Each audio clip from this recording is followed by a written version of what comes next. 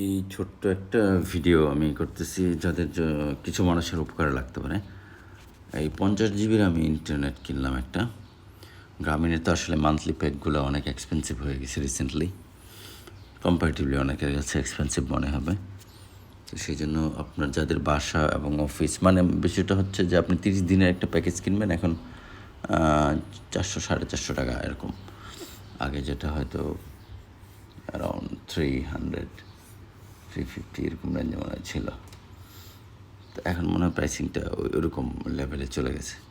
তো যারা আপনার বাসায় ইন্টারনেট আছে এবং অফিসে ইন্টারনেট, পাশাপাশি এখন আমরা বিভিন্ন শপে গেলে সেখানেও আমরা ইন্টারনেট পেয়ে যাই। তো এবং যাদের বেসিক ইউজ হয় হোয়াটসঅ্যাপ কিংবা মেসেঞ্জার, কলিং, কমিউনিকেশন, ভিডিও ইউজটা কম, তাদের জন্য এই প্যাকেজটা হতে পারে। এটা 2039 সাল পর্যন্ত মেয়াদ। আমি কিনলাম এটা 1650 টাকা দিয়ে। তো যদি এই প্যাকেজটা যাদের লাইট ইউজ, তারা যদি আপনার এটা 6 মাস ইউজ করতে পারেন, তাহলে সেই ক্ষেত্রে মানে ভ্যালিডিটিটা হিসাবে এটার প্রাইসিংটা কম। এটা ধরেন 2025 থেকে 2039 মেয়াদ দেখাচ্ছে আমাকে। So it's more than 10 years. তো আপনি 50 জিবি যদি আমরা ধরেন 1 বছরও যদি ইউজ করি, তাহলে 50/2 প্রতি মাসে আপনি 4 জিবি পাচ্ছেন। তো যদি 4 জিবি করে যদি আপনি ইউজ করতে পারেন, তাহলে অলমোস্ট আপনার 1 বছর চলে যাবে।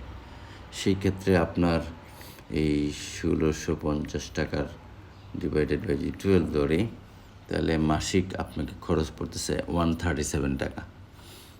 এটা হচ্ছে মানে একটা স্ট্যাটিস্টিক্স। সো যাদের এরকম খুব বেসিক কমিউনিকেশনে ইন্টারনেট দরকার হয়, এই আনলিমিটেড ভ্যালিডিটির ইন্টারনেট দরকার, তারা এই প্যাকেজটা নিতে পারেন। আমি এমনিতে হয়তো আপনাকে এক্সপেন্সিভ মনে হচ্ছে ওয়ান টাইম, কিন্তু আমি মনে করতেছি যে এটা যদি 6 মাসও ইউজ করা যায়, তাহলে প্রতি মাসে ধরেন 280 টাকা হচ্ছে আপনার আসবে। আপনি 8 জিবি ইউজ করতে পারবেন প্রতি মাসে, 280 টাকার মতো আপনার মাসিক খরচ আসবে। Thank you very much. আসসালামু আলাইকুম।